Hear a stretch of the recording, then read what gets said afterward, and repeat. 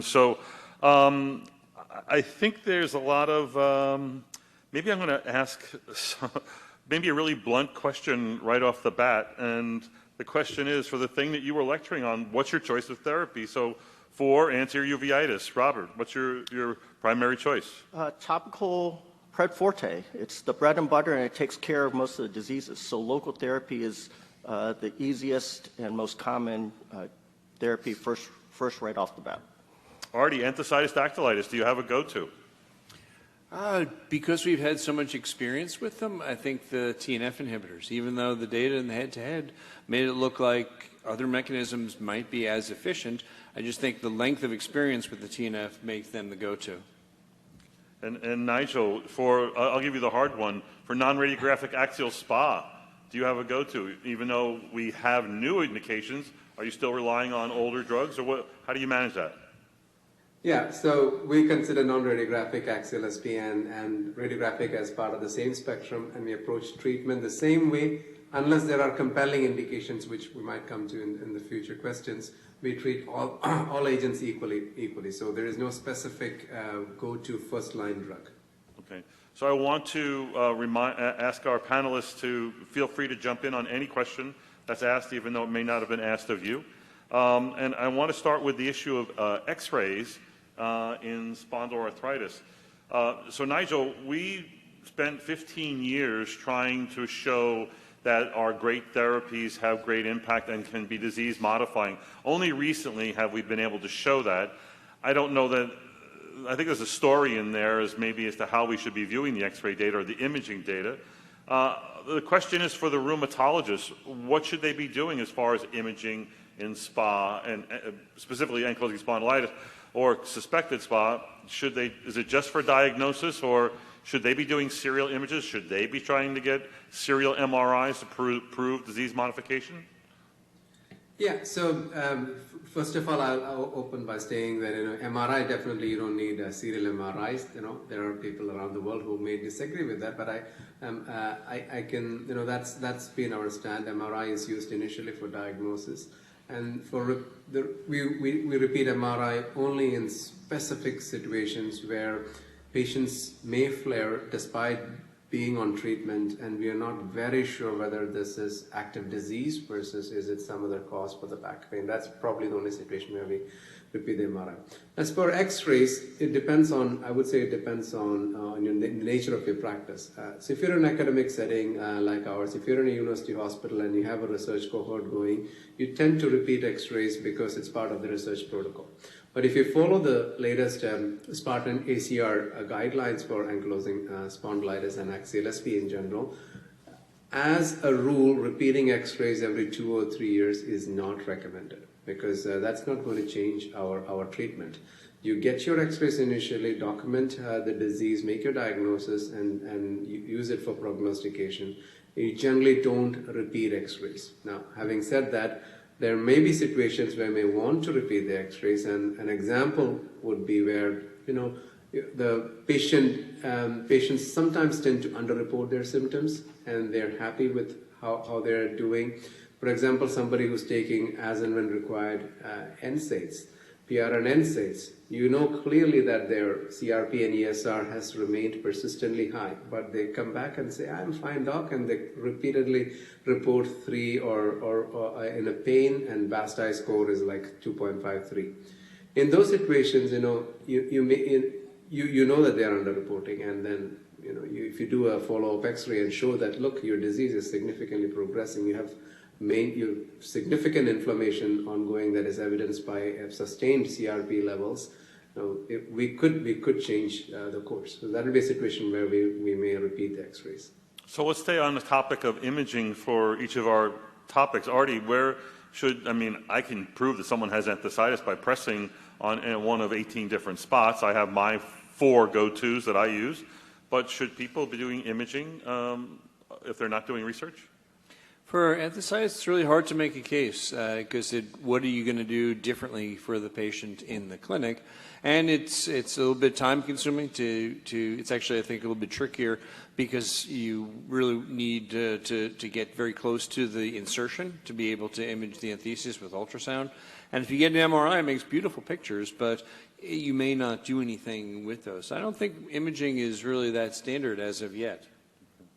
And Robert, for uveitis, I mean, isn't my sending a patient to you like getting an MRI, or better than getting an MRI? But is there a situation where you will do orbital imaging? Not for anterior disease.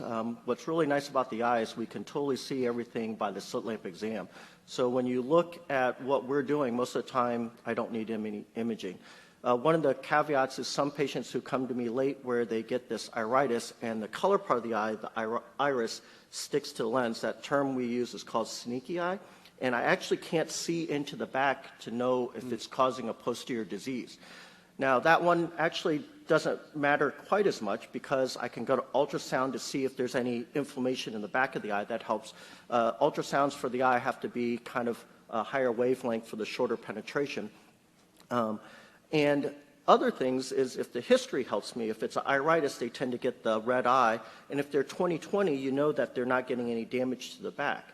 So I already kind of know that, you know, this looks like an iritis. It should be in the front. There's not much else imaging that I need. Yeah. All right, that's helpful. Artie, a few questions about enthesitis and what it means to the spectrum of disease with either SPA or AS. Does it mean someone is more likely to have more aggressive disease? I don't know that it means they have more aggressive disease, but I think it's of greater significance to them. And I think we miss a ton of enthesitis. And I bet if an MRI was free and easy and everybody had one in their office, I think we would do it all the time and maybe see, because I think we find people who don't feel well and they have complaints and we don't find anything. And is it just central sensitization pain, or is this enthesitis? And I think we're missing a lot of enthesitis in our SPA patients and PSA patients. Nigel, there was a few questions about nonsteroidals, and I think that I'm glad you presented that data, although it tends to derail many rheumatologists that nonsteroidals could be disease modifying. I think you gave them some perspective about that, but I kind of have the feeling that there are two types of rheumatologists in managing spondylitis. Those who are, like the patients, are very nonsteroidal dependent, and those that are very biologic dependent. Do you think the data that you presented should swing either of those people one way or the other? Yeah, we talked about disease modification initially, but still the most important outcome for treatment is controlling symptoms. And the belief is that if you control your symptoms, you're controlling inflammation, and then hopefully, we're preventing the progression of disease. So that's the whole idea. Now, if NSAIDs are enough to control your symptoms, that's all that we need. You don't need to go to a biologic if it's unnecessary. The example I gave initially is some people are averse to going to biologics, and they think or they claim that they don't need treatment or they only need NSAIDs. And that's the rare situation where we may want to just intervene as early as possible to avoid the eventual fusion of the spine. Now, coming to continuing anti-inflammatories, that is where I think we need to make a decision. For example, initially, after that celecoxib study came through, we all had the feeling that, okay, this is doing something more than just controlling pain. So patients may go on NSAIDs, they still have a BAST-I more than 4, they need a biologic to start treatment, and BAST-I improves, they're doing very well, but we were hesitant initially to stop that regular NSAID because, okay, there was no proof at that time that biologics stop progression, but there was at least one RCT showing that celecoxib prevented progression. So at that stage, very early on, we got into the habit of continuing regular NSAIDs. But subsequently after that ENRADA study and the most recent study that I showed, I don't think we need to keep pushing NSAIDs if it is not necessary. And obviously, as I mentioned initially, if that is all that you need to control symptoms, very well. You can give it regularly for as many years as you can, as long as there are no side effects. But if you go to a biologic, I'm not too sure if you need to continue NSAIDs unless you need the combination to control the symptoms. So let me build on that a second and talk a little bit about the next step, and that being DMARDs, which are kind of frowned upon in spondyloarthritis management. What is the data on patients who are on concomitant DMARDs when they're receiving biologics? We know the biologics work, so the ones that have been approved, whether it's for axial or non-radiographic axial, but the people who are on background DMARDs, do they do better? Yeah, so it's interesting, and most of the data that has come for and against are from observational studies, right? And it's from large observational studies, for example, the Swiss clinical quality study that showed that if you are on DMARDs, especially sulfasalazine and to an extent methotrexate, perhaps you can increase the total duration for which biologics remain effective, especially so with infliximab. That was where the effect was seen mostly. But if you drill down on multiple studies, you will see that it is not a consistent finding. And till date, I don't think any of the academic rheumatologists would be giving DMARD along with TNF inhibitors unless it's a very, very special circumstances. For example, I sometimes start DMARD with a TNF inhibitor. For example, a patient has done very well on TNF inhibitors but keep failing, and we are down to the last option. Or patients have significant adverse reactions that develop, especially the allergic reactions that develop. These circumstances, when we're down to the last couple of choices or so, I sometimes may try it just out of, not because of data, but out of the feeling that maybe it will prevent that rejection, maybe it prevents antibodies, but I'm not too sure it is the case for ankylosing spondylitis patients. Robert, we have a lot of questions about when if you're not using or before using a biologic to treat uveitis. So what is the role of the other drugs, methotrexate, cyclosporin, tacrolimus, et cetera? So that's a great question. If you look at the pre-learning I sent, it was actually a pretty landmark study just a couple years ago, which looked at methotrexate and mycophenolate. And I am really jealous of you rheumatologists with all the data. But if you look at how long we've been in the field, and this is the first study that we've had to compare head-to-head drugs, and it was old medicines, this is the only thing we have. And if you look at the outcome of that treatment, they found that our oldest drug, methotrexate for posterior disease, actually was a little bit better in controlling flares. Mycophenolate for intermediate disease was maybe a little bit better. Definitely not the largest group of patients, but it's the only one we have. Anterior disease, since it tends to be pretty mild, almost all the research studies tend to be topical therapies. We don't have any other therapies to compare. When you look at a current clinical research study that I was part of, the drug, which was a topical drug that wasn't a steroidal or a steroid, actually didn't get FDA approved. That's because they found 9% of the patients in the study actually improved on the placebo group. So when you talk about therapies, what I would say is anything you want to throw at it, I'm actually pretty happy with. We don't know the right answer, so it's one of those ones that if they're in that high-risk group that I mentioned where I need a systemic therapy, and you say, can we try methotrexate? I love it. If you want to try mycophenolate, same thing, I love it. We just don't have the best proof. That's where I need your help in weighing the risks of the medicines and which one you think might be appropriate. Like I said, if they have a systemic disease that you find, like an AS, it makes the treatment choice a little easier because I say the same thing. Why don't you put it on it and I'll tell you if the eye is getting better. But we just don't have the proof. So anything you throw at it is good by me. Artie or Nigel, you have a preference in this area? No, so in terms of DMARDs, we generally, I tend to use, methotrexate more just because of sheer convenience, weekly ones. And if I may add to my earlier comments on DMARDs, another situation, of course, where we use DMARD would be if they have significant peripheral joint involvement, and especially so before we start biologics. If it's predominantly just oligoarthritis that is bothering them than axial disease, we may do a combination of NSAID and DMARD. Yeah, I think one of the tricky areas in SPA is there's a lack of a lot of data, especially with the older drugs across the domains. So absence of proof of an effect is not proof of absence of an effect. And we run into that in enthesitis and dactylitis with the traditional DMARDs.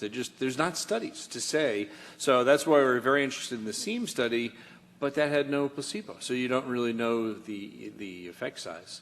So and for uveitis, we don't have a ton of studies, and as you said, from a rheumatology standpoint, we only get data from incredibly large registries and looking at uveitis flares, and there you maybe tease out some difference, but that's not really a proper study. It's sort of anecdotal and in a way it's sort of circular, because most people think this medicine is better. They tend to use it, and is that biased against it or for it? So it's pretty tricky. Bob Quinnett at the Oxnard Clinic asked a question about the recent ACR report on tight control, the TychoSpa study. Artie, can you introduce that and Nigel comment on it? So for the psoriatic arthritis, Well, TychoSpa and SPA. the SPA study. Right. The TychoSpa study, I think I give them a lot of credit because they were the first. So it was a tight control, and they went to. I give them a lot of credit because they used a different outcome than what they were measuring. One of the things with tight control is the target is the DAS28. You treat to the DAS28, well, you get more DAS28 if you treat to the DAS28. So it's a little bit circular. That was Tecora and Tecopsa, but TychoSpa, they used a different outcome. They used they were driving it toward the ASAS, but then they used a quality of life measure as the readout, and unfortunately, that one didn't work. The quality of life was not better, but every other measure was with the ASAS was, the BASDI was, all the other measurements were better. So tight control did seem to work, but it didn't work for the outcome that they picked. So technically, it was negative. So it might be, was it a flaw in trial design or? But it was also a strength in trial design because they picked an outcome separate from what they were actually treating to. It's like a blood pressure study measuring the blood pressure.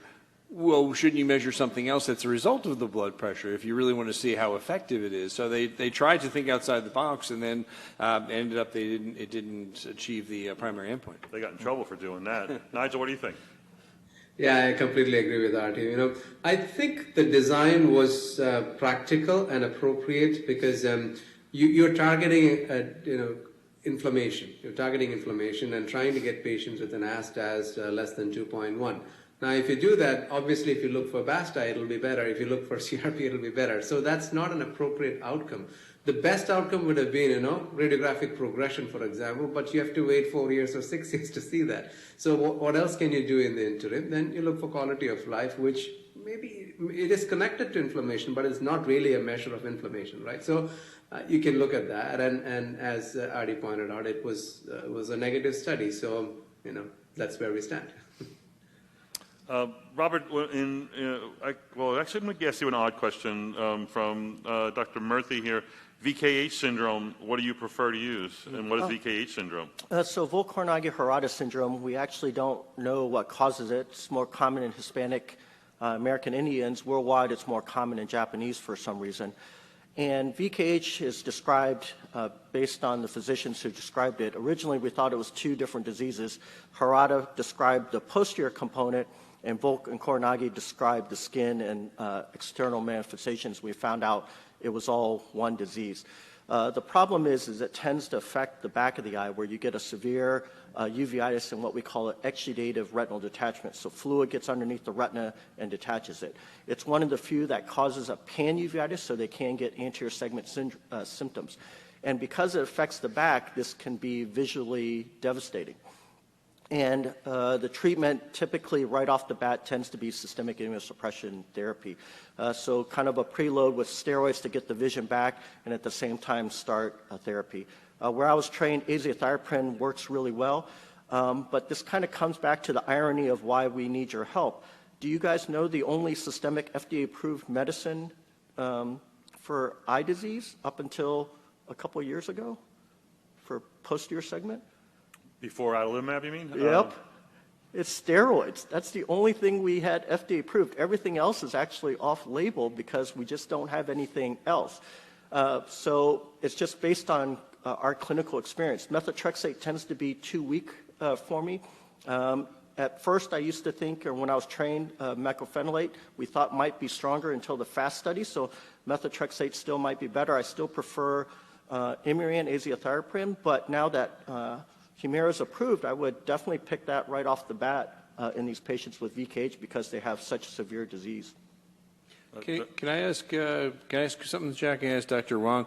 Because I was fascinated to hear you say that the perhaps lack of negative effects in terms of glaucoma and cataracts of low doses of Pred Forte, because I definitely have patients. They're young. They say, they had a flare. I said, "What'd you do?" I went for the Pred Forte. I was like, "Did you go to the doctor?" He's like, "No." Yeah. Why didn't you go to the doctor? Because when I go to the doctor, he tells me to use Pred Forte. Yeah. And after a few times, and then also some people who won't stop, and I yell at them like, you go to the ophthalmologist. You wait till your ophthalmologist hears about this. So is it okay to let these people do this? So unless you're with me, I actually tell my iritis patients that they don't have to see me. They can self-treat. I just need to see them once a year to make sure they're not developing cataracts and glaucoma. So most of my patients kind of know their treatment. So I kind of tell them the line in the sand is, total dose 3 times a day or less for 2 years. So if they get 1 flare a year and they self-treat and they're off the drops in a couple days, the chance of getting cataracts and glaucoma are pretty low. I just need to kind of check you if you're that rare outlier. Now, general ophthalmologists, optometrists don't feel comfortable. They want to kind of treat or kind of see them, but once you kind of educate the patients on how to treat, I feel pretty safe with that. Now, in regards to treatment, I tell people to think about an iritis kind of like a forest fire or a campfire. If you can catch it early, and what's nice about iritis is they can feel it and see it, you start the eye drop every hour. You basically hit it really hard. And everybody says, isn't that a lot of drop? Not necessarily. You catch it so early that you break the flare before it has a chance to pick up steam, and then you taper off just as quickly that the total use is a lot smaller than drawing out. So you probably get referrals of patients that are like, I used it 4 times a day for a month, 3 times a day for a month. The total dose ends up to be drawn out. But if you can hit it shorter and harder, that might be better. Now, kind of like the other thing I mentioned, if they get a flare and they're flaring up every couple weeks, those are the people I say, hey, maybe I can get you by with the topical nonsteroidal. It won't break a flare, but if all of a sudden you go to that episode where you're flaring up just once a year, same thing, you can use that. I don't have to monitor that because there's no side effects. And as long as you're flaring up once a year, same thing, just come in, once a year for me to check for cataracts and glaucoma. Dr. Wong, a clinical pearl we're looking for here. Any pearls you can give us on how we can distinguish between infectious and inflammatory uveitis in our clinic before we send them to you? So I would say the bread and butter stuff, syphilis and TB, are the 2 big ones. The rest of the eye, if it's in the back, it gets much more complex. We can have cat scratch disease. My partner recently had a rickettsial retinitis that we had. Herpetic eye disease can be really complex. But if it's the run-of-the-mill iritis or initial workup, all those should be pretty rare that they're coming to see me. Really, you really just have to check for syphilis and TB. Now, one caveat is if you have someone with posterior segment disease.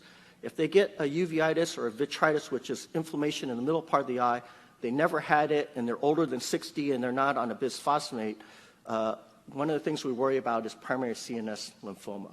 So that one, if you can imagine, if you get referred that, and the ophthalmologist isn't thinking about that, and you put them on a systemic immuno, you're doing them a big disservice. So if you get that history, that's the one that you need to star that it's not infectious, but make sure you're not missing the new plastic.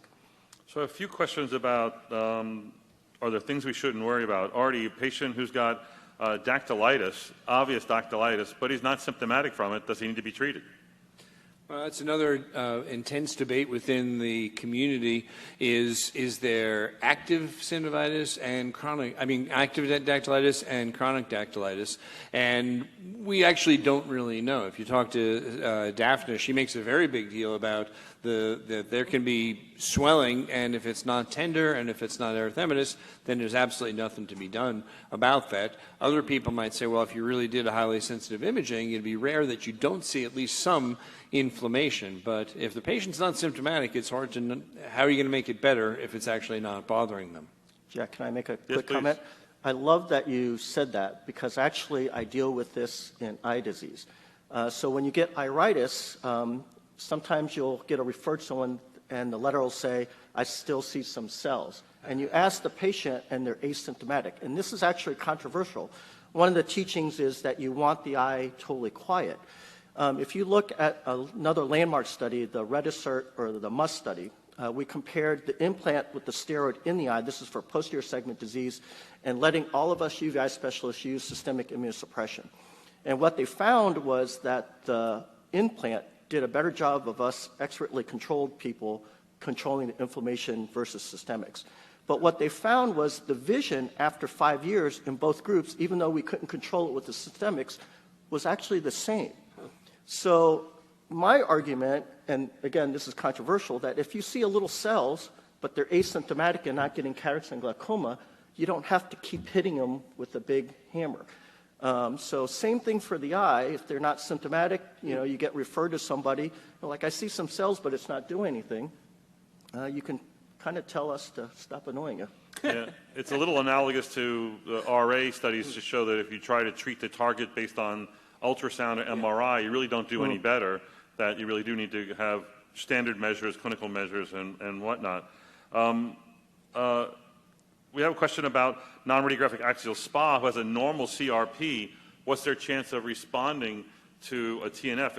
In that situation, this is from Dr. Valenti, he's asking, I assume that maybe the MR was done, but if you're going to diagnose non-radiographic axial SPA and the CRP is normal, would you or must you get an MRI to make that designation or to think that? Yeah, so we still have some patients who we truly believe clinically that patients have axial SPA, but MRI is negative, X-rays are negative, and CRP is negative, and you're stuck. And even if B27 is negative, there may be a situation where you truly clinically believe in that the patient has SPA. So that is where our old term of USPA may creep in.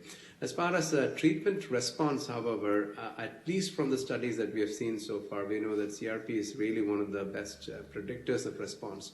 Now, to answer this question, if that particular patient who is CRP negative that we're referring to is also MRI negative, then the chance of response, I would say, is not that great. But, even if you're CRP negative, if MRI is positive, you still have a good chance of response. So, Nigel, you presented data about JAK inhibitors looking very encouraging with UPA and TOFA and whatnot. Again, those are not yet FDA approved, but if those were to become approved, there's studies with filgotinib also showing improvement in SPA. If those were to be improved, how's that going to change how we manage SPA? Or they just get added to the list, get to the back of the bus and we'll get around to you at some point? Or do they change the paradigm in some way?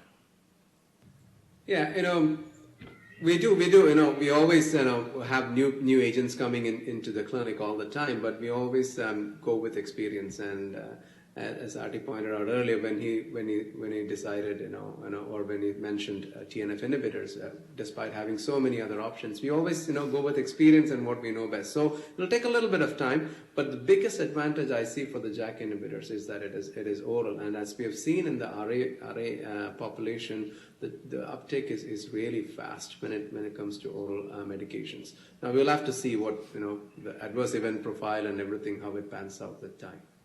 Robert, are you aware of any experience with the janus kinase inhibitors, tofacitinib or baricitinib or now upadacitinib in UVIs? They're still early, but some of my colleagues at the university have tried them for some of the non-responsive patients, and it seems to work, but it's still just early, just a couple case series here and there. Yeah, that's what we're seeing as well. Artie, you showed us data about the JAK inhibitors working in dactylitis and enthesitis. One thing I saw, though, when I looked at all the trials, it looked like, number one, whatever happened in dactylitis happened in enthesitis as far as the response rates. If there was anything, there was probably a magnitude of response that was higher with dactylitis, but the patterns of response, like doses versus placebo, it was a little bit lower with enthesitis. Does that tell you anything about it? I want to know, is dactylitis and enthesitis the same thing? You alluded to that in your opening remark, but does that help you in that any way? I think the difficulty with the outcomes is which one you pick. So if you say enthesitis and dactylitis of 0, then you may get different answers. In fact, we've seen this. You get different answers than to say a % reduction in the Spark score totally. So I think we're really still feeling our way. I think of them as being the same process, just dactylitis being, broadly more involved, and with synovitis in that same digit. But I wouldn't make so much of the outcomes of them. Okay. I think we have time maybe for one more question. Robert, do you make anything of these reports of celiac disease and uveitis? It's tough to say. At first, we didn't think it was related, and there's been some rumblings that maybe it is. It's still a little early to kind of tell, especially with a lot of the GI diseases, but tough to say, not absolute. Okay, and you have no feeling for if I alter my diet, will that help my uveitis? So it's one of those ones that it might be early. I don't know. I've had patients who actually had changed their diets, and their flares of their, particularly their anti-uveitis, became less. I don't have any other proof, and if there's been some rumblings about that in the AUS, American Uveitis Society. But again, it's just, I don't know. Very It's good. interesting. Well, we want to thank the 200 people at home and all those here in the audience for a great session. We thank you very much, Robert, Artie, and Nigel.